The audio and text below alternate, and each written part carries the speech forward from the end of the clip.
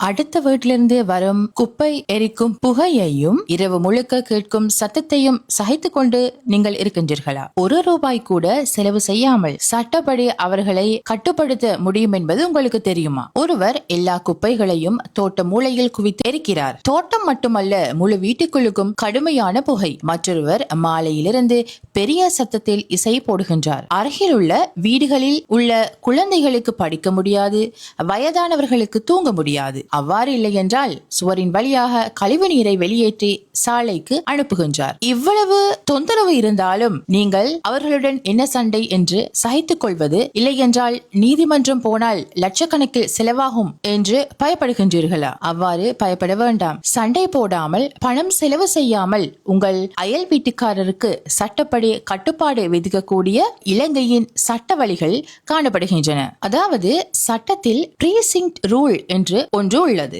ஒருவர் தனது நிலத்திற்குள் ஏதாவது செய்கின்றார் என்றால் அதனால் வரும் புகை, சத்தம், துர்நாற்றம், கழிவுநீர் அல்லது வேறு தொந்தரவு அயல்வாசிகளுக்கு பாதிப்பு ஏற்படுத்த கூடாது என்பதாகும். ஆகவே அயல்வாசிகளுக்கு தொந்தரவு ஏற்படுத்தினால் பொது தொல்லை, பப்ளிக் நியூசன்ஸ் ஆகும். இலங்கையின் குற்றவியல் கோவையின் 261 பிரிவின் கீழ் இது தண்டனைக்குரிய குற்றமாகும். 10 லட்சத்துக்கு குறைவான பிரச்சனைகளுக்கு ₹1 கூட செலவில்லாமல் உங்களுக்கு மத்தியஸ்த சபைக்கு போகலாம். இந்த அயல்வாசி பிரச்சனைகளையும் முதலில் கொண்டு செல்ல வேண்டியது மத்தியஸ்த சபைக்கு. இதற்கு வழக்கறிஞர்கள் தேவையில்லை. மத்தியஸ்த சபை சட்டப்படி லாயர்ஸ் அங்கு ஆஜராக கூடாது. எனவே நீங்கள் நேரடியாக சென்று உங்கள் விடயத்தை சொல்லலாம். அங்கு தீர்வு கிடைக்காத பொழுது மத்தியஸ்த சபையிலிருந்து கிடைக்கும் தீர்வு கிடைக்காத சான்றிதழ், சர்டிபிகேட் ஆஃப் நான் செட்டில்மெண்ட் இல்லாமல் நீங்கள் சிவில் நீதிமன்றத்தில் வழக்கு தொடர முடியாது.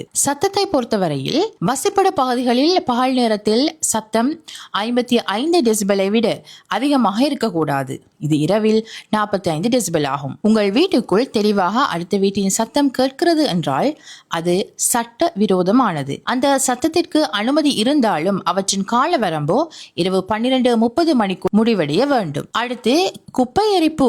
பிளாஸ்டிக் அல்லது சுற்றுச்சூழலுக்கு தீங்கு விளைவிக்கும் பொருட்களை எரிப்பது உங்கள் ஆரோக்கியத்திற்கு பெரிய அச்சுறுத்தலாகும். புதிய விதிகளின்படி சுற்றுச்சூழல் போலீசாருக்கு ₹50,000 முதல் ₹10 லட்சம் வரை அபராதம் விதிக்கும் அதிகாரம் உள்ளது. உடனடி நடவடிக்கைகளுக்காக 119 அல்லது சுற்றுச்சூழல் அதிகாரியை தொடர்பு கொள்ளுங்கள். பிரச்சனை நடந்த நேரம், திகதி, புகைப்படங்கள் போன்றவற்றை ஆதாரமாக சேமித்து வைத்துக் கொள்ளுங்கள்.